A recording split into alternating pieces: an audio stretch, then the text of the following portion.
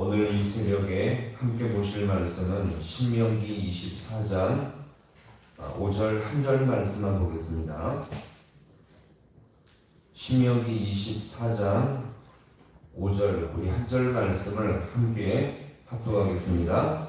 사람이 새로이 아내를 맞이하였으면 그를 군대로 내보내지 말 것이요 아무 직무도 그에게 맡기지 말 것이며 그는 1년 동안 한가하게 집에 있으면서 그가 맞이한 아내를 즐겁게 할지니라. 아멘. 할렐루야. 오늘도 이 새벽에 하나님의 도우심과 은혜가 있기를 간절히 소망합니다.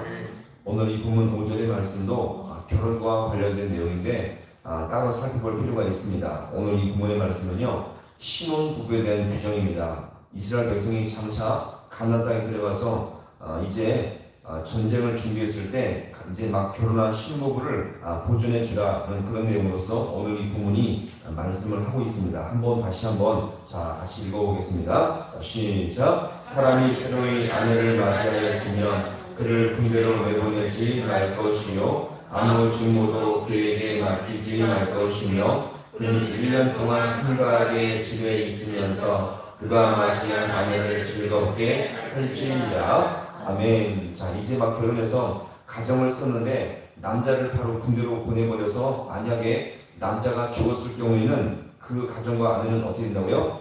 무너지게 된다는 거죠. 그래서 최소한 몇 년이요?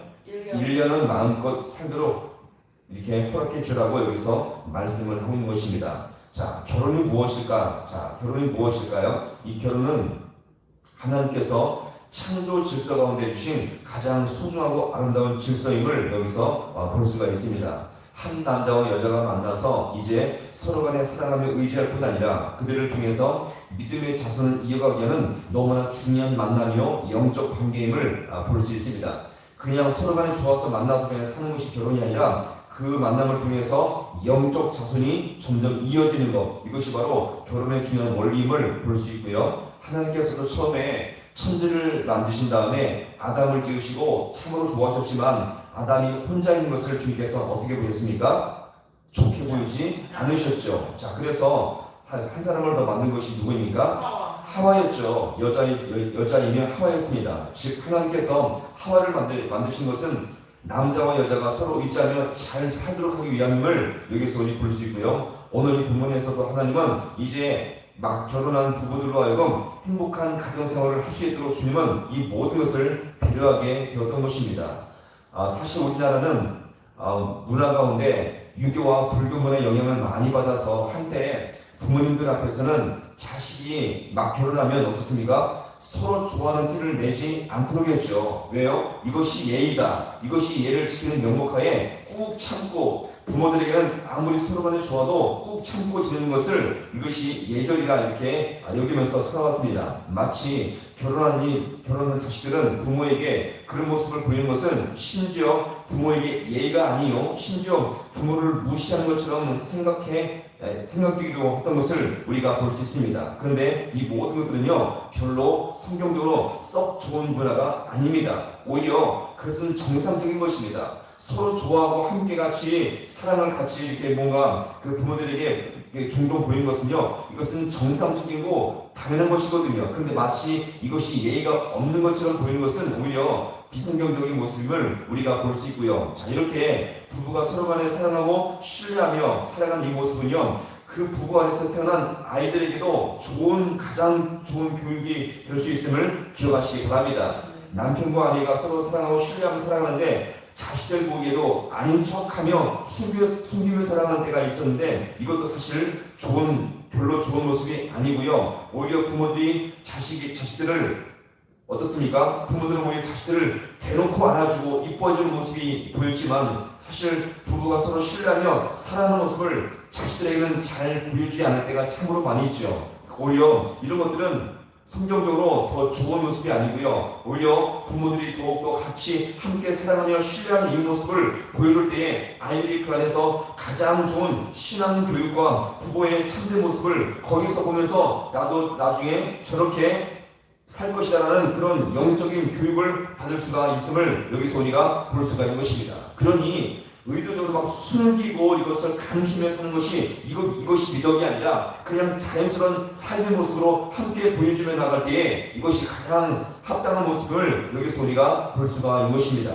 자, 이와 관련해서 오늘 말씀에는 없지만 성경적으로 봤을 때 오늘 이 부부들은요, 아이를 많이 낳는 것이 성경적인 원리임을 우리가 볼 수가 있습니다. 이미 어제 말씀드린 대로 우리나라는 저출산에 대한 위험 신호가 이미 떴죠.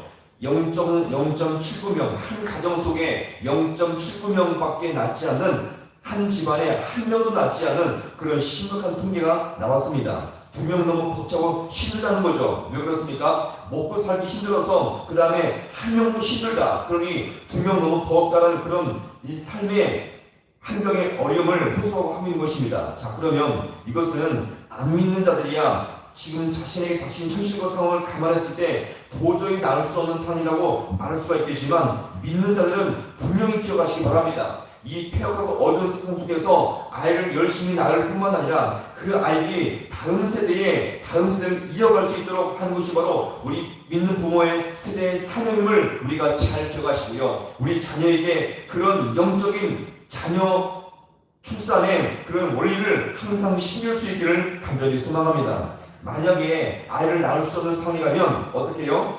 입양을 하더라도 그 아이를 믿음으로 양육하는 것이 필요하죠. 왜 그렇습니까?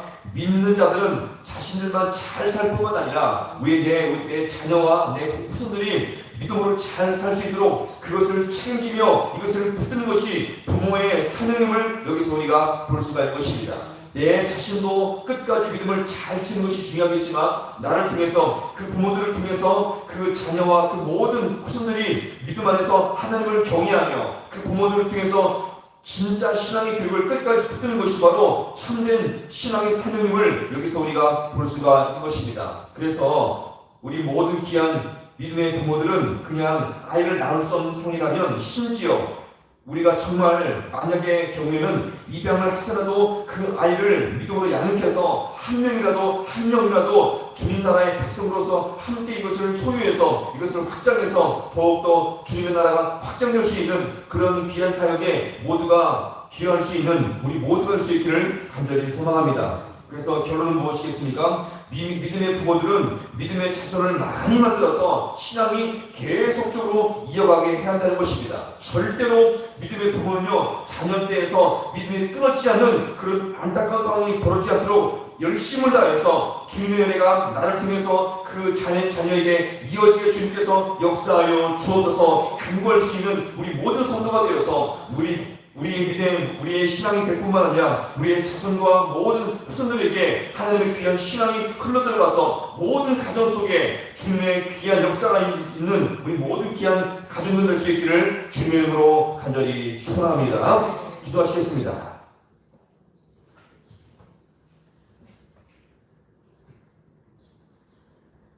하나님 아버지, 참으로 고맙고 감사를 드립니다. 주님께서 우리를 통해서 귀한 믿음의 가정으로 세워주시니 아버지 너무나 감사를 드립니다. 아버지, 아버지 하나님, 우리의 신앙자 우리가 챙기고 아버지의 이것을 이어질 때가 참으로 힘들고 어렵지만 주님께서 매 순간마다 우리를 붙드시고 역사하심으로 말미암아 지금까지 인도하심을 아버지 너무나 감사를 드립니다. 이제 우리가 다시 한번 이 시간 간구할 때에 아버지 우리의 신앙과 우리의 가정뿐만 아니라 우리의 자녀의 가정도, 우리 후손들의 모든 가정도 우리의 모습을 통해서 신앙의 물결이 흘러들어갈 수 있도록 주님께서 함께하여 주옵소서. 우리에게 주신 귀한 사명이 있사오니 아버지여, 귀한 자녀의 가정들도 주님 앞에 믿음의 가정이 될 수 있기 원합니다. 여호와를 경외하며 내가 만난 그 주님이 우리 귀한 아버지여 자녀의 가정 속에서도 그대로 아버지 이것을 아버지 신앙의 교육 가운데서 아버지 온전히 세워지게 주님께서 함께하여 주시옵소서. 아버지 이 시간 간절히 구하오니 우리 모든 귀한 가정들을 주님께서 은혜 가운데 붙들어 주시옵시고 성령으로 인도하여 주셔서 모든 아버지 어려움과 염려와 이 모든 아버지여 이 어둠의 영들이 떠날 수 있도록 주님께서 인도하여 주시옵시고 우리가 기도할 때마다 주님의 통치하심과 역사하심을 맛볼 수 있는 우리 모든 귀한 가정 될 수 있도록 우리 주님께서 함께하여 주셔서 우리의 신앙이 우리 대해서 끝나는 것이 아니라 우리의 자손과 모든 아버지여